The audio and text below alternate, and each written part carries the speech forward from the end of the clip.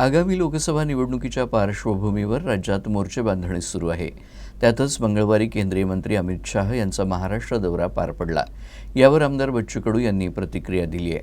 भाजप राज्यात सर्वच जागा लढणार असून अजितदादा आणि शिंदे गटाचे आमदार कमळ चिन्हावरच लढणार असल्याचा मोठा दावा कडू यांनी केला आहे. आमची राजकीय बांधिलकी कुणाशीही नाही, मात्र लोकसभा निवडणूक लढवण्याची आमची मानसिकता नसल्याचं कडू यांनी म्हटलं आहे.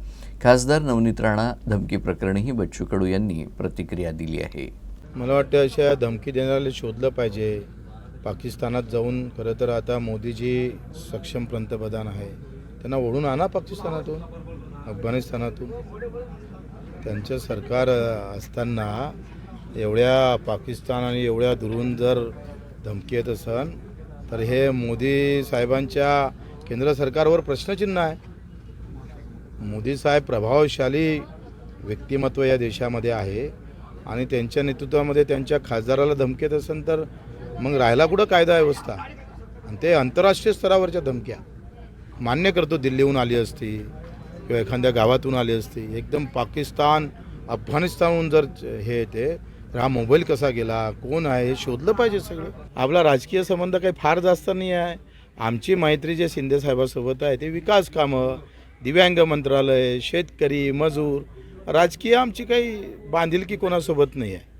आपली कोणासोबत बांधिलकी नाही आहे. राजकीय बांधिलकी आमची जनता आहे, ते म्हणून त्या पद्धतीनं जाऊ. आता त्यांनी तो विचार, त्यांना किती जागा भेटते नाही भेटत, अजितदादाला जागा देतं का शिंदे साहेबाला देतं का, सगळंच होऊ शकते. सगळेच भाजप लढवण, माणसं शिंदे साहेबाचे राहीन, अजितदादाचे राहीन.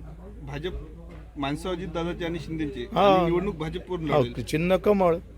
मोठा दावा केला तुम्ही सत्तेत आहात. तुम्हाला असं वाटते का तुम्ही सत्तेत आहात? काय होऊ शकते, काय नाही होऊ शकत या देशात.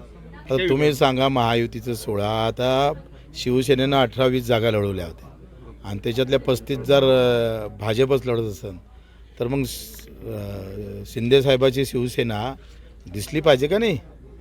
तुम्ही सोबत घेऊन जर बगलीतच दाबून ठेवा तर बिछवाकळ्या काय म्हणतात त्याला, बिछवाकळ्याची वेळ नाही आली पाहिजे. नाही आला, भेटली का ब्रेकिंग.